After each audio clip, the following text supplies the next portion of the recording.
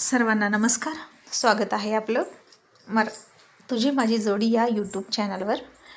आणि आमच्याकडे खूप पाऊस आहे आणि तुम्हीसुद्धा सांगितलं तुमच्याकडे पाऊस आहे ते. चला ठीक आहे.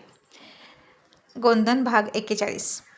मग चंद्रभान सकाळी सकाळी उठून आंघोळ करून आला आणि आता तो सरस्वतीकडेच राहत होता, नाहीतर दुसरं जाणार कुठं.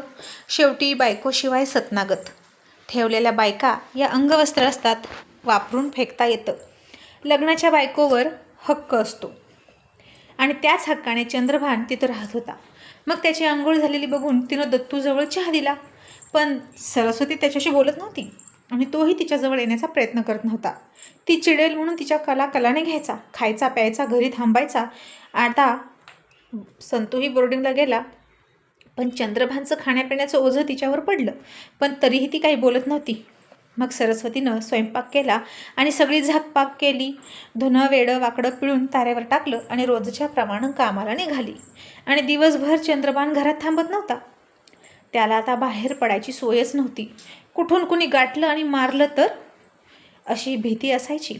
म्हणून तो एखाद्या उसात किंवा रानात जाऊन आंब्याच्या झाडाखाली बसायचा. संध्याकाळ झाली की घरी यायचा. रात्री जेवताना चंद्रभान सरस्वतीला बोलतं करत म्हणाला, तायडीकडे आणि अक्काकडे राहिलो होतो काही दिवस, आणि त्या दोघींनी पण पुष्पाला मागणी घातली. अक्का म्हणत होती तिच्या घरासाठी पुष्पी बरी आहे. तायडी पण तशीच म्हणाली, माझ्या पोराला म्हणजे दिगंबरला दे पुष्पा. आता दोघं पण एकाच वयाचं आहेत, मग नक्की कुणाला द्यायची पुष्पा. तसं सरस्वतीचा हात जेवता जेवता थांबला आणि ती म्हणाली, तिचं वय आत्ताशी 10 वर्ष आहे. इतक्यात हा विचार करायची गरज नाही. आणि माझ्या पोरीचं काय करायचं ते मी बघेन. शाळा शिकती तर शिकू द्या, डोक्यानं हुशार आहे.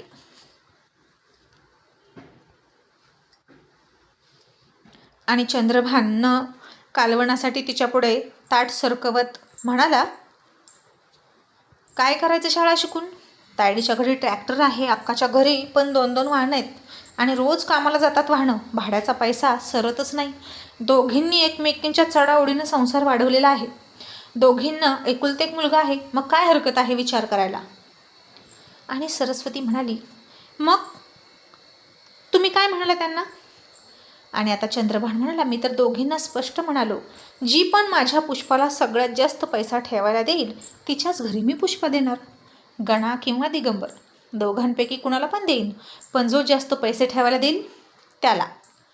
तसं सरस्वतीनं त्याच्याकडे चमकून बघितलं आणि म्हणाली, म्हणजे आता तुम्ही स्वतःच्या मुलीचा पण सौदा करणार का आणि पैसे ठेवायला घेणार. आणि चंद्रभान म्हणाला, मग आता आपल्याकडे जर माल असेल आणि त्याला जर इतकी मागणी असेल तर असंच करावं लागतं. आपल्या मालाची किंमत वाढवावी लागते. त्यामुळे मी पण असंच करणार. अक्का किंवा तायडी दोघींपैकी जी पण पैसे देईल ना जास्त, तिच्या पोरासोबत पुष्पाचं लग्न लागलं. आणि त्याचे हे विचार ऐकले आणि सरस्वतीला राग आला. म्हणजे इथे ही सरस्वती फक्त त्याच्या संसाराची, त्याच्या पोराची राखणदारच झाली. पोरं मोठी करायची सरस्वतीनं आणि शेवटी मालक बनवून चंद्रभान मात्र त्यांचा सौदा करणार.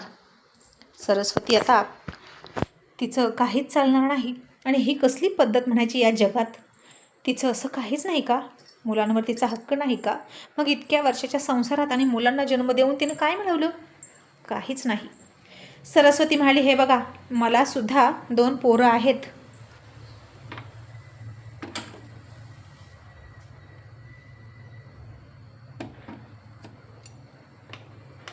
आणि त्या दोघींना सुद्धा एक पोरगी आहे. तर त्या दोघींनाही म्हणावं, माझ्या पोरांना एक पोरगी द्या, साठलोट करूया, मगच माझी पोरगी मी तिकडे देईन. आणि चंद्रभान म्हणाला, अगं त्या म्हणतात की भाऊजाईच्या घरी म्हणजेच भावाच्या घरी पोरगी देणारच नाही, कारण मुलीच्या आईनं मुलाच्या आईच्या पाया पडावं लागतं ना. मग ननंद भाऊजाईच्या उलटी पाया कशी करेल. भावाची मुलगी बहिणीच्या घरी दिली तर चालते, पण बहिणीची मुलगी भावाच्या घरी द्यायची नसते. उलट मामीनंच भाचीच्या पाया पडायचं असतं. भाचीच्या पाया पडलं तर काशीला गेल्यासारखं पुण्य लागतं म्हणून. पण भाचीनं मामीच्या पाया पडायचं नाही, त्यामुळे मामी सासूसुद्धा करून घ्यायची नाही. आणि सरस्वती म्हणाली, मला नाही पटत. पण असं का, मग मी माझी पोरगी तिकडे देणार नाही.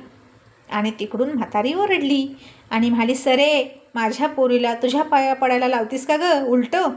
तिची पोरगी करून? अगं तुझी पुष्पा तिकडं दे आणि तूच पाया पड तिच्या. चंद्रभान म्हणाला, हो, आणि दोघे पण तयार आहेत आत्ताच पुष्पाला कुंकू लावायला. आणि सरस्वती म्हणाली, नाही नाही, ते काही नाही, ते जेव्हाच्या तेव्हा बघूया, आत्ताच ठरवून उपयोग नाही.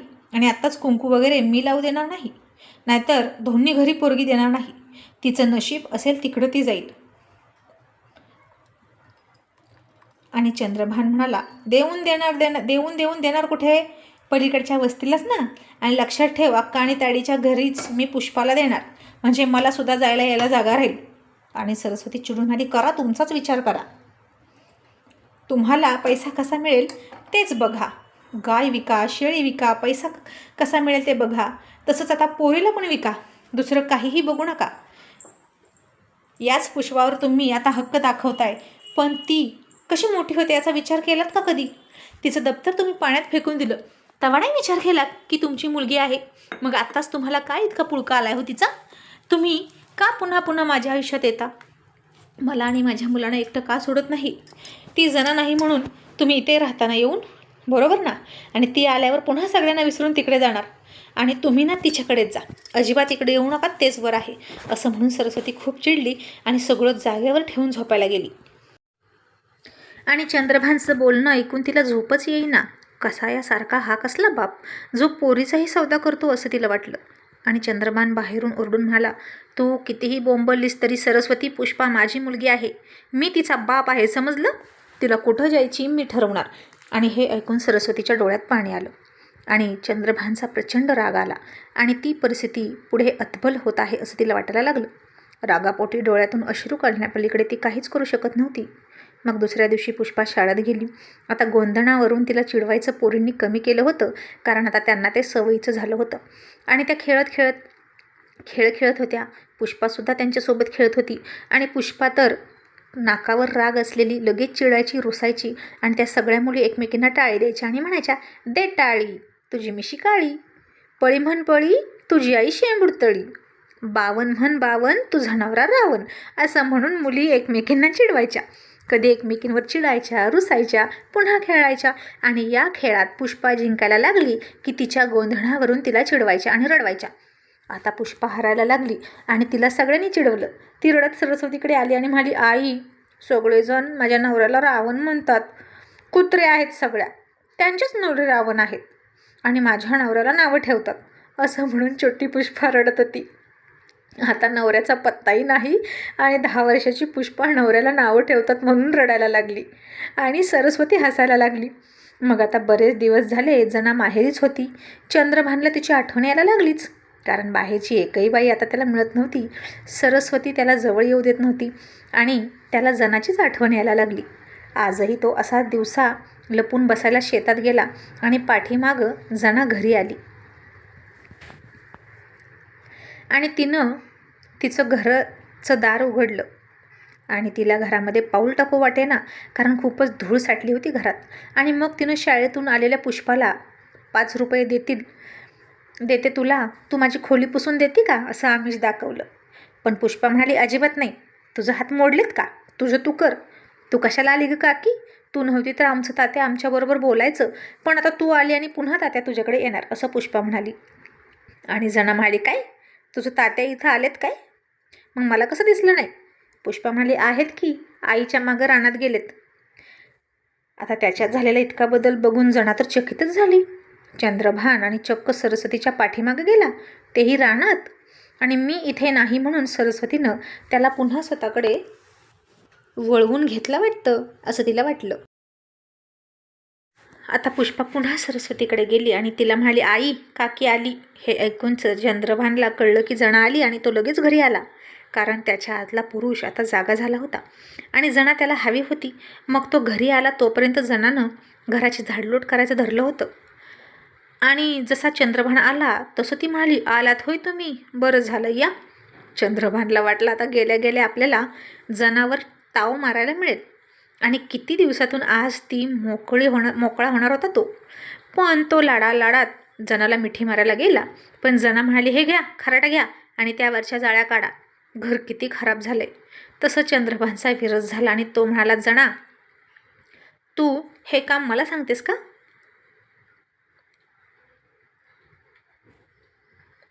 आणि जना म्हणाली, दुसरं कोणाला मग? तुम्हालाच सांगते. आल्यापासून मी झाडलोट करत आहेच की. आणि तुम्ही पण येता ना या खोलीमध्ये राहायला, मग झाडू मारा. मी दमली असं म्हणून जना बाहेर येऊन पदरानं वारा घालत बसली. चंद्रभान आता लाचार झाला होता. सरस्वती इतक्या वर्षात कधीच त्याला इकडची काडी तिकडं करा किंवा एखादं शेरडू करडू पकडा असं सुद्धा काम सांगितलं नव्हतं. चंद्रभानच्या रुबाबासाठी सरस्वती काय काय नव्हती करत. आणि इथे जणानं त्याला घरगडी बनवून ठेवला. आणि खूप खूप अनिच्छेने चंद्रभाननं त्या जाळ्या काढल्या आणि खराटा खाली फेकला.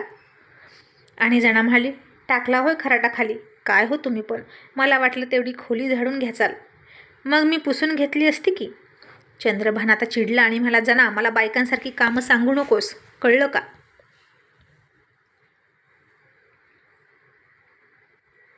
तुला जमल तसं कर.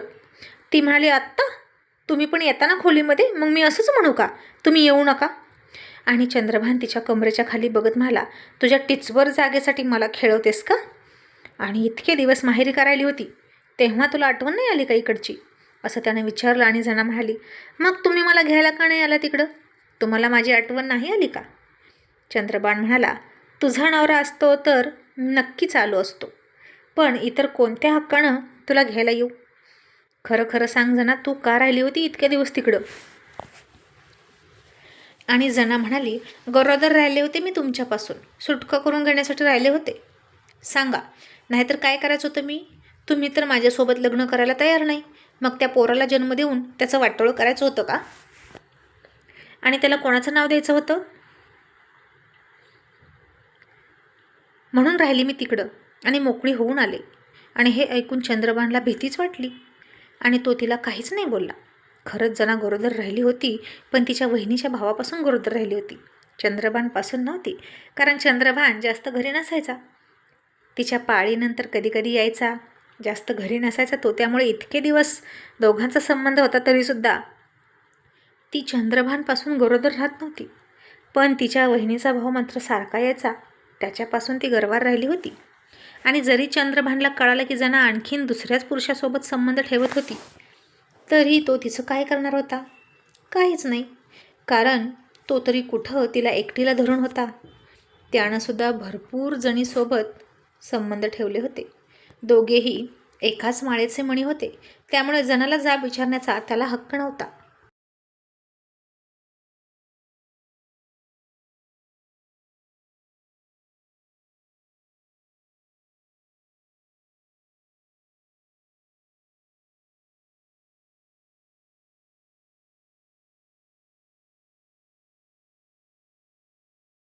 आता तरीही तो तिला म्हणाला, मग तू हे मला आधीच का नाही बोलली? खरं खरं बोल, नक्की ते पोर माझंच होतं की दुसऱ्या कुणाचं? आणि जना गप्प बसली. आणि त्यानं ओळखलं की ही तिकडे जाऊन सुद्धा शेण खात होती, तिकडं सोकावली होती, म्हणून इकडे येत नव्हती. आणि आता बघता बघता फेब्रुवारी महिन्याचा शेवटचा आठवडा उजाडला. विश्वासचे पेपर सुरू झाले. आता पेपर होते म्हणून विश्वास तिकडंच खोली करून राहिला. मित्रांच्यात भाड्यानं खोली घेतली महिनाभर. पोरं तिकडंच राहायची आणि शंकरजवळ पद्मा रोज त्याला डबा द्यायची. शंकर तो डबा एसटीत ठेवायचा आणि तिकडं विश्वास डबा उतरून घ्यायचा.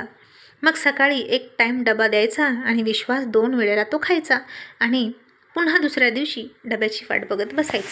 असं त्याचं चाललं होतं. आणि विश्वास मन लावून अभ्यास करत होता. असं करून त्यानं ती मॅट्रिकची परीक्षा दिली आणि त्याला पेपर खूप छान गेले. हुशार होताच तो. मग तो घरी आला आणि मग चुलत्यानं त्याच्या घरच्यांना वाटायचं की त्यानं शेतात यावं कामाला. आणि चुलते म्हणाले शंकरला, विश्वासला बैल कशी चालवायची ते शिकव, त्यालासुद्धा काम आलं पाहिजे. आता गड्या एवढा गडी दिसायला लागलाय तो, 4 वर्षात लग्नाला येईल तो. आणि पद्मा काही बोलू शकत नव्हती. विश्वाससुद्धा सुट्टी आहेत म्हणून निकाल लागेपर्यंत काहीच काम नव्हतं म्हणून बैलाकडे जायचा, नांगर ओढायचा आणि शेतीची कामं शिकत होता. मग आता इकडं जना आली म्हटलं की सरस्वतीचं तोंड पडलं. कारण पुन्हा जना मुद्दाम सरस्वती आणि तिच्या मुलांच्या उरावर केल्यासारखं वागणार होती, ज्याचा सरस्वतीला राग यायचा. मग आता जेवण करून झालं आणि चंद्रभान घरात आला नेहमीसारखंच जनानं दरवाजा लावून घेतला, खिडक्या लावून घेतल्या आणि आल्या आल्याच त्याला ओरावर घेऊन पडली. आणि त्या खोलीतून येणारे त्या दोघांचे आवाज ऐकून सरस्वतीनं तिरस्कारानं तिकडे दुर्लक्ष केलं आणि बघायचं टाळलं.